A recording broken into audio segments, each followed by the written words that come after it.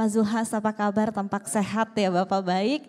Sebelumnya sempat berbincang dengan Anda, tapi di saat masih menjadi Menteri Perdagangan ya Bapak. Kali ini kita topiknya akan diperluas lagi. Tadi berkaitan dengan pangan. Pak Zulhas, sedikit kita buka sesi one on one kali ini dari sebelumnya saya sempat bertanya kepada narasumber ekonom di CNBC. Beliau datang ke CNBC Indonesia, kemudian pertanyaannya adalah apa satu permasalahan dari sekian banyak permasalahan di negara ini yang sangat menggelitik dan bikin gak bisa tidur. Jawabannya masalah pangan Bapak, ketahanan pangan ya. Maka dari itu poin swasembada pangan ini masuk ke dalam Astacita tentu sangat diapresiasi dan tentu ini adalah cita-cita kita bersama untuk kita bisa mencapai swasembada pangan. Tapi mungkin Anda bisa menggambarkan dari posisi dari angka 1 sampai 10 Bapak. Target 10 ini adalah swasembada pangan. Tujuan kita tercapai. Positioning kita saat ini berada di nomor berapa dan strategi yang bisa kita lakukan mungkin untuk terus meningkatkan angka ini bagaimana? Insyaallah kita hari ini sudah 7 lah nilainya ya, kalau saya kasih 7 ya. Karena hal-hal yang mendasar, yang pokok kami sudah selesaikan. Bapak-bapak tahu biasanya kalau kita buat merubah satu aturan tuh Pak, setahun, 2 tahun. Ya, ini ada 4 impres dan perpres saya keluarkan cuma 2 bulan gitu. Jadi ini termasuk apa ya, luar biasa saya kira. Dan sekarang juga seiring dengan pemerintahan baru, jadi dari awal kita ajak apa namanya itu kita mandori bareng-bareng ya sampai ke bawah gitu, semangatnya sama. Saya meyakinkan mereka bahwa kita ini satu tim. Nah kesadaran itu sekarang sudah ada. Tinggi sekali, bahwa presiden tentu pemimpinnya, menteri, ada gubernur, ada bupati, kita ini satu tim. Seperti main bola kaki, satu tim. Karena kalau satu tidak ikut, apalagi gol bunuh diri, selesai kita. Gak kemana-mana, itu contoh swasembada pangan. Itu nyata Pak, misalnya sekarang ya, bupatinya gak mau ikutan, oh udah selesai. Daerah itu gak akan swasembada pangan. Atau satu kali lagi Bulog gak mau ikut gitu. Itu yang beli gabah gak ada, coba ada tadi gambarnya tuh. Contohnya ya, tadi saya lihat sebentar tadi.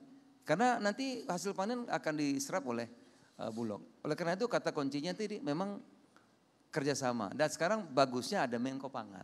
Nah itu bagusnya. Jadi bisa mengkoordinasi gini ya. Baik. Baru saya ingin tanyakan tadi Pak, apakah ini artinya memang dengan kehadiran Menko Pangan ini bisa menjawab permasalahan begitu ya? Dan jelas itu, menentukan tuh Menko Pangan soalnya. Dan Menko Pangannya terlatih lagi, itu yang kita berikan apresiasi tentunya untuk Bapak Zulkifli Hasan. Baik, banyak sekali sebetulnya pertanyaan Bapak ya tadi. Oke, positioning kita tadi di level 7 ya, di angka 7 begitu. Yeah. Tapi ketika kita bedah lagi mungkin dari sisi hulu hingga hilir, hingga di tengah-tengahnya juga kan ada proses distribusi yang dilakukan. Ini tentu perlu ada perbaikan masing-masing ya dari sektor hulu tadi seperti yang Anda sampaikan, bagaimana distribusi pupuk ini juga bisa diperbaiki ke depannya. Kemudian juga dari sisi distribusi ini juga banyak sekali mungkin yang kerap menjadi pertanyaan di sektor pangan, ini kadang-kadang distribusinya terlalu panjang. Bapak, apakah ini nanti ke depannya juga menjadi fokus? Itu yang harus kita potong, kalau terlalu panjang tuh ongkosnya kan. Ya, seperti apa itu Pak? Ya jadi misalnya tadi soal gabah. Gabah ini kan kita kalau ke pasar beli beras 13.000, 14.000. Tapi petaninya, saudara tahu gabah baru ini mulai semenjak saya masuk kabinet Pak Jokowi, itu harga gabah berubah. Sebelumnya 3.000, 4.000. Rp4.000. Saya sampaikan pada waktu itu baru jadi menteri 2 bulan, menteri perdagangan. Saya usul karena dulu rumusnya gini, gabah dibeli oleh Bulog setinggi-tingginya 4.450. Setinggi-tingginya. Jadi kalau dibeli 4.500 Bulog masuk penjara. Pada waktu itu.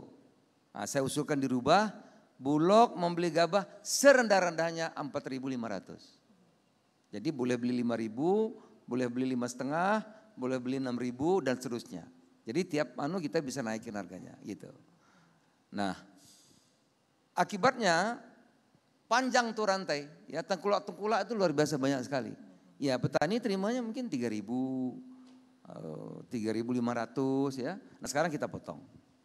Petani harus terima 6.500. Jadi petani langsung ke pabrik padi. Atau petani langsung ke bulog gitu. Nah ini perlu perannya aparatur pemerintahan sampai desa. Itu kan gunanya kepala desa. Ngurus rakyatnya kan, itu gunanya camat, ngurus rakyatnya gitu. Jadi kalau itu diperankan semua bisa sehingga rantainya ini menjadi pendek ya dan pelaku bisa sangat diuntungkan. Gitu. Oke baik, ini kan sudah diterapkan dalam beberapa waktu terakhir begitu ya Pak Sudah, Zulhas. Apakah sebetulnya sudah terlihat di lapangan? Sekarang begitu? udah tadi kan saya kasih unjuk harganya sudah rata-rata 6,5 ke atas. Karena kalau ada pabrik yang membeli di bawah itu, ya itu Polres bisa manggil, kenapa? Kenapa gitu? Ya, kenapa belinya di bawah itu? Kita bisa tanya. Gitu. Oke baik. Nah berikutnya kalau kita lihat juga dari program ketahanan dan juga swasembada pangan begitu di tahun 2025 alokasi anggaran juga cukup besar dan tersebar di beberapa kementerian dan juga lembaga. Saat ini pengawasannya seperti apa Pak Zulhas? Anggarannya enak sekarang, saya ada dashboard, kita bikin di kantor Menko dashboard. Jadi mudah lah. Ada 144 triliun, di mana saja untuk apa saja, kelihatan. Ya, kan Polodemani kan? Jadi misalnya untuk irigasi ada 20 triliun. Nah ini kemana saja, kabupaten mana, kita lihat jadi apa belum. Mudah sekali sekarang. Jadi nggak bisa main-main lah.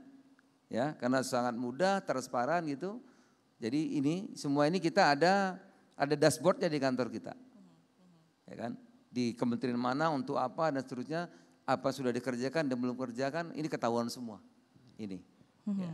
Jadi dengan mempergunakan teknologi lebih mudah.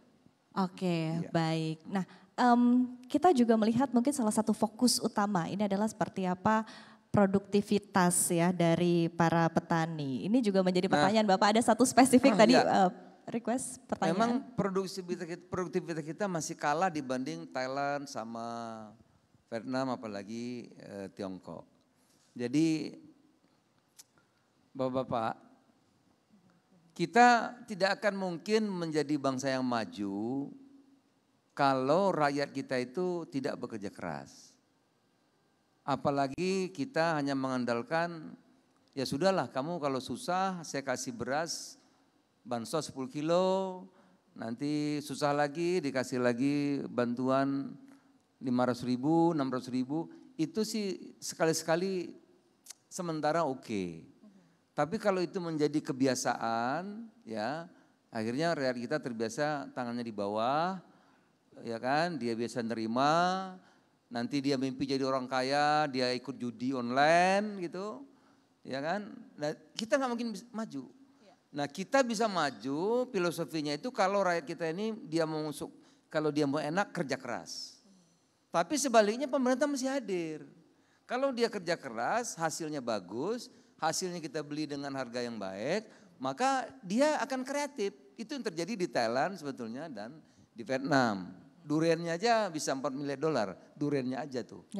Ya, kelapanya aja kita masih beli sama dia gitu. Karena petaninya itu produktif dan punya uang Pak. Sehingga dia kreatif, dia mengembangkan tanaman-tanaman baru. Kita kan tidak. Kelapa misalnya, pohon kelapa kita Tuhan yang kasih hidup, Tuhan yang jatuhkan nanti. Peran kita ada di mana gitu betul. Ya. Begitu juga nanti kalau tanam cengkeh, Tuhan kasih hidup, begitu. Ya, orang sudah pakai teknologi, ya, udah pakai mekanisasi. Kita tentu harus arah ke sana. Nah, kalau kita arah ke sana, petani-petani kita yang begitu besar itu produktif, ya, maka kita bisa yang diharapkan pertumbuhan sampai 8% itu bisa kita capai. Gitu. Baik, makanya tadi sempat ditekankan ya Pak ya anggaran untuk teknologi ya Pak Kepri.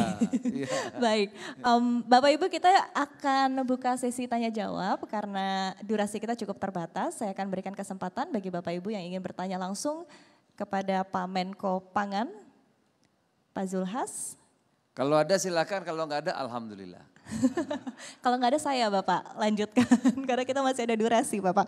Baik, sembari menanti Oh ada, baik silakan, boleh dibantu. Tenang Pak, kalau nggak ada saya Tapi masih sambil banyak nunggu pertanyaan. Sekarang itu karena 28 tahun pertanian kita itu kurang mendapat perhatian serius, Pak Khairul. Kalau zaman Pak Harto, sektor pertanian kontribusinya tenaga kerja 60%, sekarang tinggal 25-28%. Jadi kalau anak-anak muda milenial ditanya ada menjadi petani nggak ada yang mau.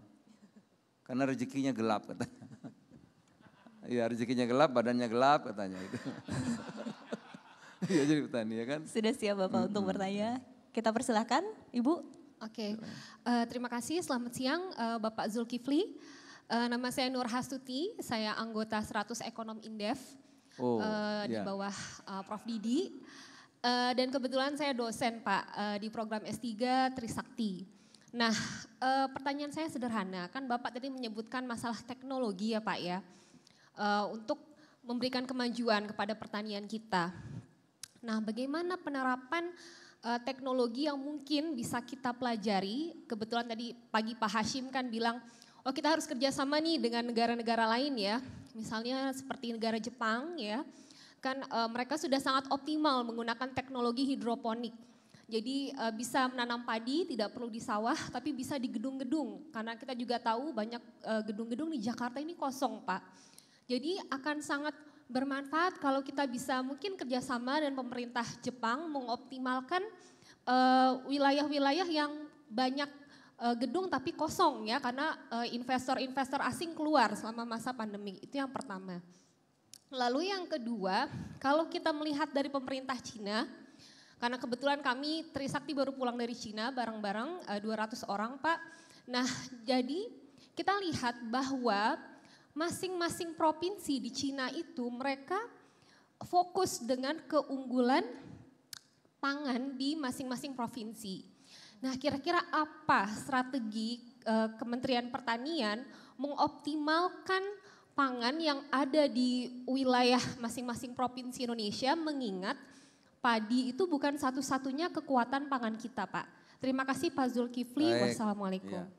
Ya tentu teknologi tidak mau, ya kalau enggak kita kan produktivitasnya akan kalah gitu, mau enggak mau. Tapi tentu kita kan baru nih, baru mengejar teman-teman kita nggak usah Tiongkok, Jepang lah kejauhan. Ya kita ngejar Pak CT, Thailand aja dulu lah, atau Vietnam lah gitu ya. Karena kan kalau pertanian ini kan, ya tadi kalau Jepang mesinnya aja udah canggih sekali gitu.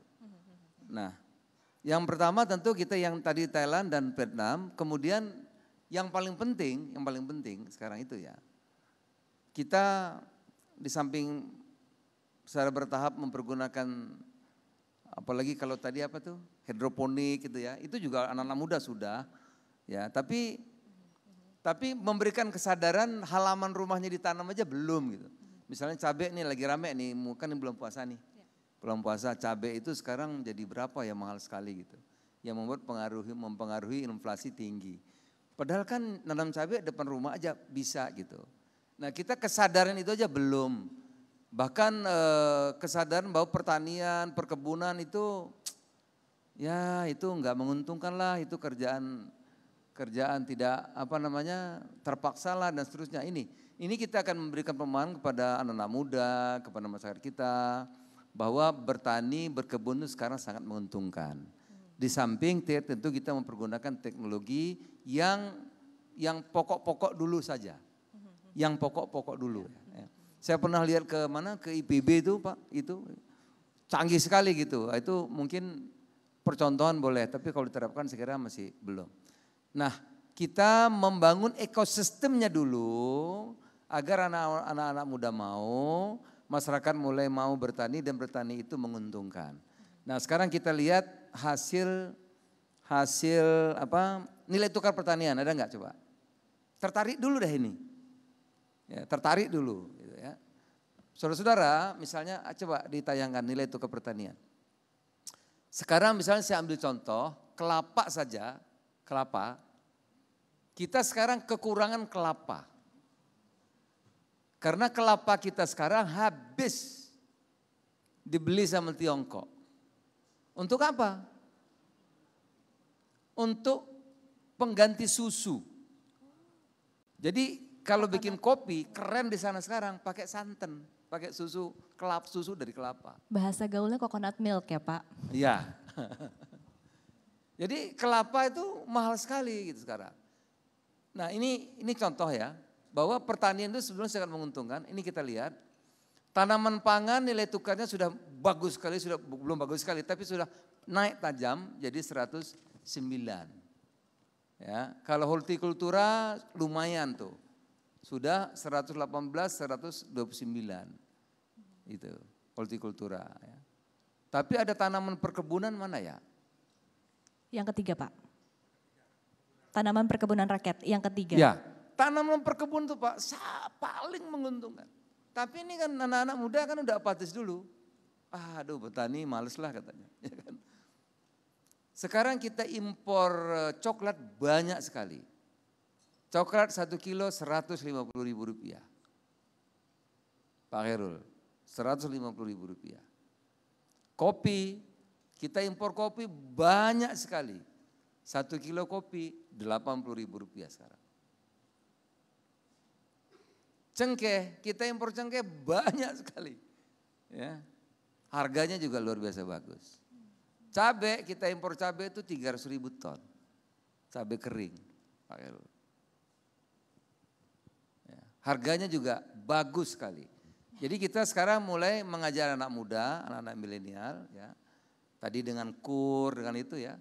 Dengan pertanian sederhana saja dulu, itu sekarang sudah menguntungkan. Nanti tentu kalau sudah menguntungkan, sudah suka, baru kita kembangkan tadi yang lebih lebih tinggi lagi ya, hidroponik dan lain-lain ya. Bahkan ada yang datang menawarkan pada saya, Pak kita bisa tambah produksi beras 10 juta ton, nggak usah pakai sawah. Pakai apa saya bilang? Pakai alat-alat bekas. Intensifikasi. Enggak, pakai plastik, pakai bekas galon, pakai bekas aqua ya, bisa di depan rumah, itu produktivitasnya bisa 1 hektar 5 ton. Tapi pakai antara ya, pakai antara Pak Khairul. Jadi pakai botol aqua gelas, galon yang besar itu depan rumah, itu udah bisa sebetulnya sederhana. Tapi itu kan lebih sulit lagi, yang mudah aja kita belum mau apalagi yang sulit gitu. Ini mulai dulu bahwa ini menarik, nilai tukarnya tinggi, coba lihat teman-teman Pak Khairul, kalau yang perkebunan besar rata-rata punya pasar pribadi tuh. Karena menguntungkan gitu. Nah ini dulu ya, dulu. Tentu pemerintah memperhatikan dari modalnya, bank-bank pemerintah KUR sudah nyiapin 300 triliun ya. Dan kita juga ada beberapa proyek kerjasama dengan PTPN dan lain-lain agar anak-anak muda mau untuk mengembangkan perkebunan tebu, perkebunan kelapa dan lain-lain. Itu saya kira. Oke baik, terima kasih Pak Zulhas. Berikutnya satu lagi penanya terakhir, mungkin boleh singkat saja. Cukup satu kayaknya ya. Cukup satu kayaknya. Baik, yaudah, kalau gitu giliran banyak. saya Bapak, satu lagi banyak. terakhir, boleh Ya, izin Pak. Oke, pertanyaannya Bapak, selain dirangkum ya dengan closing statement Anda, mungkin ini juga banyak menjadi pertanyaan beberapa pihak begitu. Kita ketahui bahwa pemerintah terus mengembangkan food estate, mungkin boleh diupdate juga untuk food estate yang di Papua saat ini. Dan kemudian pertanyaannya adalah bagaimana pemerintah dan kenapa yang dipilih adalah food estate sejauh ini Bapak, tidak peningkatan produktivitas petani dari lahan yang sudah existing begitu. Baik. Tadi kan saya sudah jelaskan ada 2, kita bikin baru ya food estate itu. Yang 2 optimalisasi yang ada. Yang justru yang menjadi fokus sekarang yang ada nih. Ya, karena kalau yang baru kan lama, itu tadi udah saya jawab. Yang terakhir saudara-saudara, kalau ini bisa percepat ya suasana pangan, karena apa? Karena satu hal, karena Pak Prabowo Presiden kita sangat concern soal ini. Jadi apa yang kita minta dikasih beliau. Pak ini kurang untuk irigasi, oke. Pak ini pupuk begini, oke. Pak ini oke. Jadi memang dukungan orang nomor 1 itu akan sangat menentukan. Dan kami yakin, kami percaya diri karena dukungan Presiden dalam soal ini luar biasa. Kenapa? Melihat keadaan kita saudara, kita nggak sadar, tanpa kita sadari maksud saya, kita ini mulai berganti pangan. Ya, biasanya sarapan nasi goreng, sekarang pakai roti atau mie kan. Kita impor gandum sudah 13 juta, Pak. Kita biasa makan bawang merah, sekarang mulai disodori bawang putih. Bawang putih kita nggak bisa tanam, Pak. Itu. Kita biasa makan ketela, singkong rebus, gaya sekarang kita makannya kentang. Kentang juga sekarang susah tumbuh gitu. Jadi kalau kita bertahap ganti dan tergantung, bayangkan saya pernah waktu kita kesulitan beras tahun lalu, ya saya 6 kali saya pergi ke India, Pak Khairul. 6 kali. India punya beras stok 7 ton, lebih 7 juta, bukan 7 ton, 7 juta. Saya mau beli 1 juta. Beli loh Pak. Nggak dapat 5 kali datang. Harga dari 420 naik 620. Enggak dapat beras. Bayangkan nanti negara sebesar ini hampir 280 juta lebih, masa makan kita tergantung orang. Kita punya uang kalau nggak bisa beli gimana gitu. Oleh karena itu Pak Presiden mengatakan tidak ada tawar menawar, kita harus swasembada pangan. Setelah ini swasembada energi gitu. Ya, setelah ini hilirisasi gitu. Mudah-mudahan dengan program utama swasembada pangan, makanan bergizi bergratis, kemarin diluncurkan Danantara ya, memang awal-awal masih ya karena baru kan baru ya, mudah-mudahan nanti soal waktu apa yang dicanangkan yang kadang-kadang orang mana mungkin swasembada, mana mungkin kemarin kita impornya 4 juta ton beras, mana mungkin garamnya sekian banyak impor, mana mungkin ya. Nah, ini kita akan buktikan, nanti kita lihat akhir tahun apa kata BPS, berapa produksi kita, berapa kita impor, serta kita akan sampaikan. Begitu juga saya kira soal pertumbuhan ekonomi. Ya, oke, saya kira baik. begitu. Baik, terima kasih Bapak terima Zulkifli kasih, Hasan selamat kita berikan. siang, assalamualaikum warahmatullahi wabarakatuh. Waalaikumsalam warahmatullahi wabarakatuh. Terima kasih sekali lagi kita berikan apresiasi tentunya kepada Bapak Zulkifli Hasan. Terima kasih untuk insight-nya Bapak dan menegaskan kembali ya komitmen kita untuk swasembada pangan. Baik Bapak, kami mohon untuk tetap berada di atas panggung dan saya undang dengan hormat kepada Founder and Chairman CT Co Bapak Khairul Tanjung untuk dapat menyerahkan token of appreciation atau memento kepada narasumber kita.